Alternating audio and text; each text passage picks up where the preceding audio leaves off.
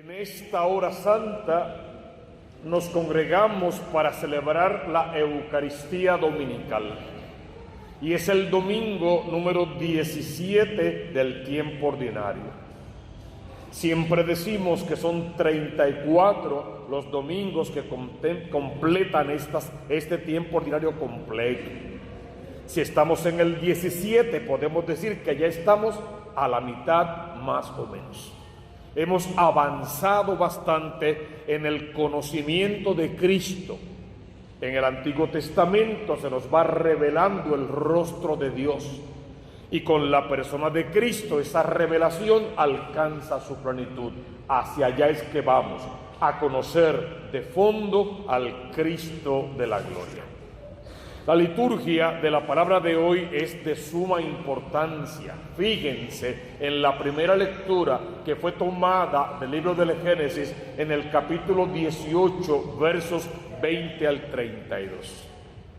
Ya habíamos acompañado a Abraham en un diálogo con Dios y habían tocado temas muy importantes.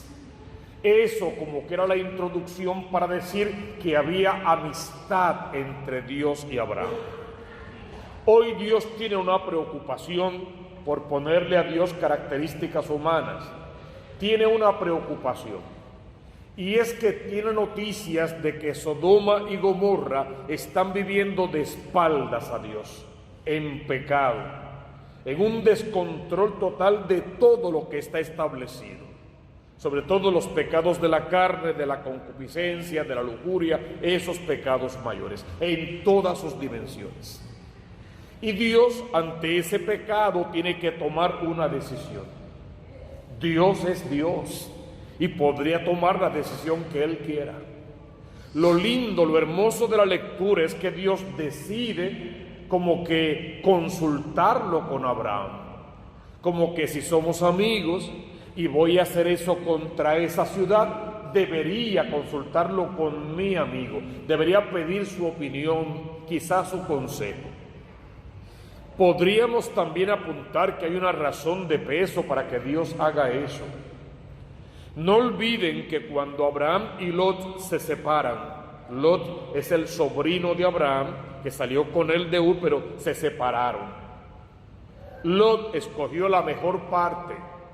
Bueno, la mejor parte a simple vista, pero esa parte contenía las ciudades de Sodoma y Gomorra. En este momento Lot, el sobrino de Abraham, está viviendo en Sodoma. O sea que si Dios destruye la ciudad, su sobrino, su mujer y los suyos también van a morir. Entonces hay una intención particular de parte de Abraham al interceder. Y hay un motivo en el corazón de Dios, por decirlo de alguna manera, para consultar el caso con Abraham. Me han llegado noticias, me he enterado, dice Dios, de que esta gente está en pecado, por decirlo de esa forma. Creo que tendré que destruirlos. Y se van los hombres de Dios, entendemos los ángeles de Dios, hacia Sodoma y Gomorra. Y Abraham, como el que no quiere la cosa, se acerca a su amigo, a su Dios, claro está, pero en intimidad a su amigo.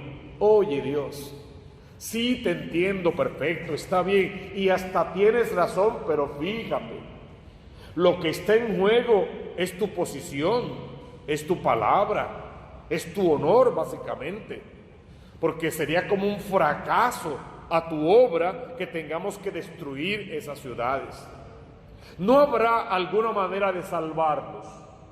Y es ahí donde Abraham comienza a hacer lo que él sabe hacer. Eran nómadas, hacían trueques, mercadeaban unos con otros para sobrevivir, y eso hace Abraham con Dios.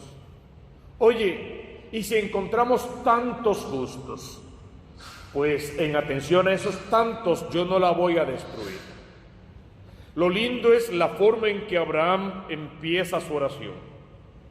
La empieza confiando en Dios, confiando en su amigo, es el primer punto. Segundo punto, lo hace con rectitud, sabe lo que va a pedir, pero a la vez que lo hace con rectitud, hay un orden en lo que va pidiendo, va despacio, no quiere abusar de la paciencia de Dios, podríamos decir, y va bajando poco a poco el número, pero con un orden. Hay una devoción en su oración, doble devoción, a la voluntad de Dios y a su sobrino que vive en la ciudad. Pero sobre todo hay un destello de humildad incalculable. Yo soy la criatura, tú eres Dios. Tú vas a tomar la última decisión, pero perdona que vuelva a insistir. Perdóneme Dios si me atrevo a seguir insistiendo. En esa humildad es que Dios descansa para decirle, mira, si encuentro 5, no la destruyo. Esta primera lectura que se te regala hoy es para que hagas introspección, para que te mires por dentro, para que ponderes tu vida y para que veas y midas tu oración, la capacidad de hombre, de mujer orante que tú tienes. Y si tu forma de orar se parece a esta que nos presenta Abraham hoy y que luego Jesús va a ratificar en el Evangelio, o si tu oración y la mía están de moda, como estas iglesias nuevas, todas de la prosperidad, que basan su oración en darle órdenes y comandos a Dios, o en poner palabras en los labios de Dios. Y en cuanto oran, automáticamente comenzar a decir, yo declaro, yo decreto. Solo Dios declara, solo Dios decreta, y tú eres la criatura. Tú en oración no le das órdenes a Dios. Bueno, puedes dárselas, pero esa oración no tiene que ser oída por Dios ni atendida, porque no está en el marco de la relación de la criatura con su hacedor.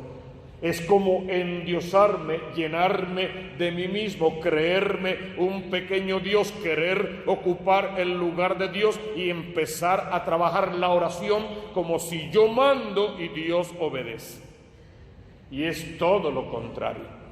Abraham nos enseña a orar sin decretos, sin comandos, en una confianza total en Dios el Hacedor,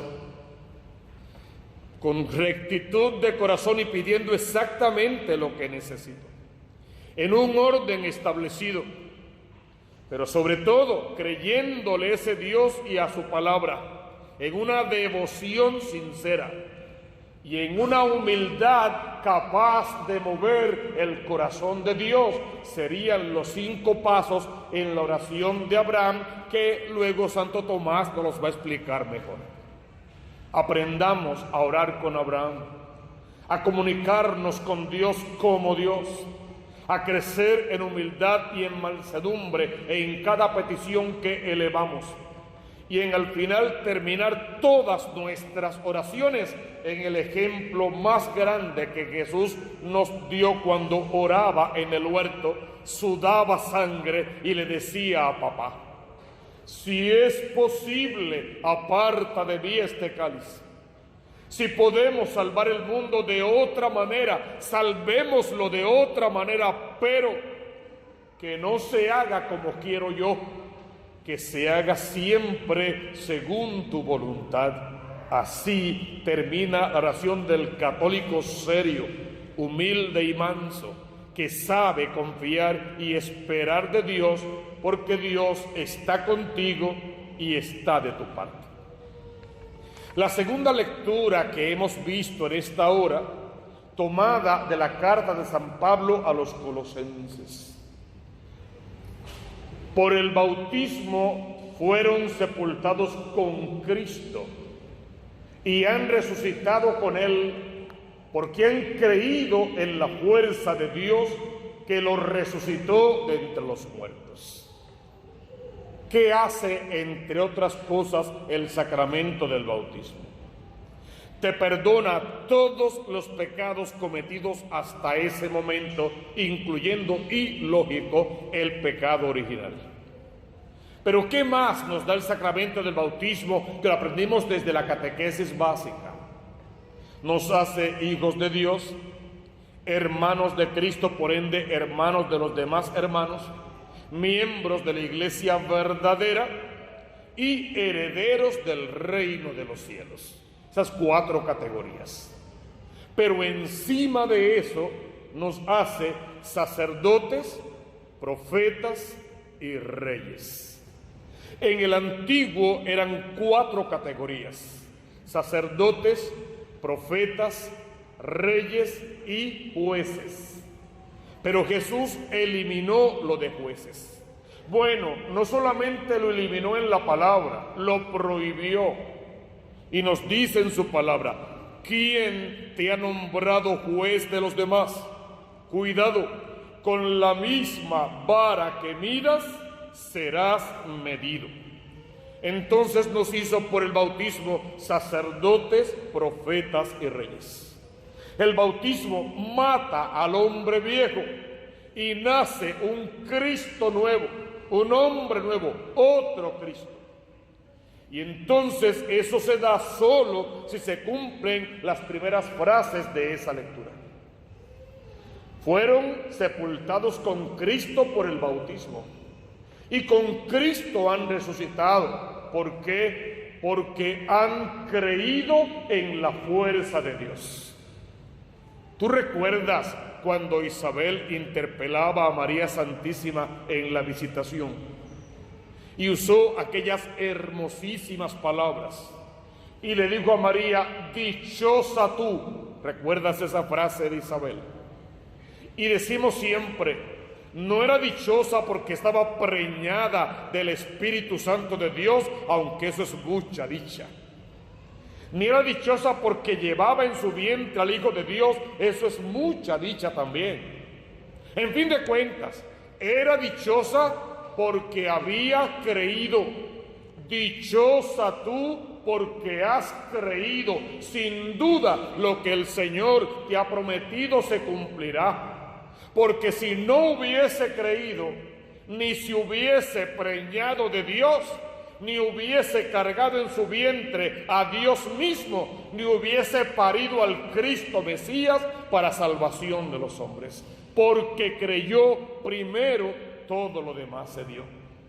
Entonces, hermano, en oración como Abraham hoy, en un bautismo diario del Espíritu Santo de Dios, como en la segunda lectura, pídele a Dios que aumente tu fe, que puedas creer y esperar contra toda esperanza, que te enamores de Dios y tus hijos te vean enamorado de Dios, rezando de rodillas ante el Santísimo Sacramento del altar o ante el altar que tú preparas en tu casa según los propósitos de la iglesia verdadera, que te vean orar. Y aunque no te escuchen en lo que estás diciendo, vean tu cara de devoción, de entrega, de amor por Dios. Y se sientan atraídos, contagiados con esa posición de tu vida, para que quieran, igual que tú, pasar el resto de sus días de rodillas ante Dios, rogándole, suplicándole, pidiéndole, pero también bendiciéndole, alabándole y glorificándole y haciendo pactos con Dios. Y al final de cada oración expresándole: Señor, aquí estoy para hacer tu voluntad. El evangelio que tenemos a nuestra consideración es particular, según San Lucas en el capítulo 11, versos 1 al 3. Era una de estas veces, porque eran muchas las veces en que Jesús se retiraba a orar. Pues una de esas veces los discípulos que lo contemplaban de lejos y al verlo tan enamorado de su abba, de su papá, de su papito, querían participar de ese privilegio de estar tan cerca de Dios. Y lo interpelaron: Señor, enséñanos a orar. Todos los maestros tenían discípulos que le enseñaban a orar, los judíos también, a los fariseos, todos.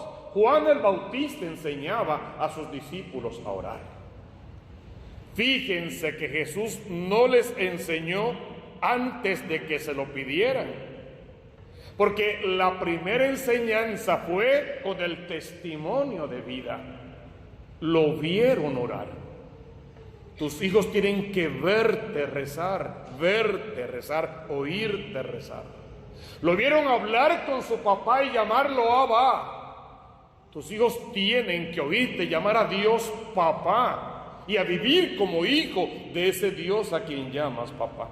Lo vieron postrado de rodillas ante su papá, suplicante, alabando y bendiciendo, abandonarse noches completas sin dormir.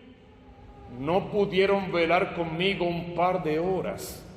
Velen y oren, les dijo en alguna ocasión. El espíritu es animoso, pero la carne es débil. Tus hijos tienen que verte en intimidad con tu Padre Dios. Enséñanos a orar. Y una vez que ellos lo piden, Él le da la estrategia de la oración, que no es otra cosa que un abandono total en lo que crees. Esa oración tan simple así, sin entrar en profundidad, que decía: atrévete a llamar a Dios papá. No buscó ningún otro nombre rebuscado, nada que no fuera papá. Papá, papito, Abba, Padre que estás en el cielo. Lo ubicó allí donde habita Dios. Y luego fue presentándole toda una estrategia de vida. Que tu nombre sea santificado. Que los hombres pasen por este mundo glorificando tu nombre con sus obras. Que tu reino se haga presente entre nosotros y al hacerse presente podamos compartirlo con los demás. Entre otras cosas, danos el pan cotidiano, el pan de todos los días. Para los antepasados, el pan cotidiano era el maná, el pan bajado del cielo, el pan de los ángeles. Por lo tanto, podríamos concluir dos cosas. Al rezar el Padre Nuestro, le estoy pidiendo a Dios que me dé la comida diaria que necesito para mí y para mis hijos. Pero también le estoy pidiendo a Dios que me lleve a la Eucaristía, que me deje comerlo vivo en el sacramento del altar, que me alimente con su propio cuerpo y con su propia sangre y que me haga semejante al Dios que me estoy comiendo. Entonces la petición es mucho más grande que decirle: dame desayuno, almuerzo y comida. Sí, dánoslo, lo necesitamos todos, pero sobre todo, danos ese pan cotidiano, ese maná que caía del cielo, que recogían todos los días y los alimentaba. Dame esa Eucaristía que viene del cielo por la imposición de manos del sacerdote. Déjame acercarme a ti vivo en el santísimo sacramento del altar. Enséñame a comerte con dignidad y luego a dirigirme a los demás sabiendo que soy un sagrario y Dios habita en mi corazón y una custodia que tiene que llevar a Dios al corazón de los demás. Pídeselo tú, hermano, pídeselo en tus propias palabras hasta que hagas de ese evangelio una verdadera oración.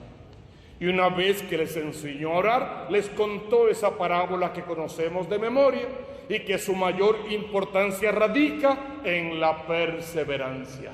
Pide, yo te voy a dar. Busca, vas a encontrar. Toca a la puerta que te voy a abrir.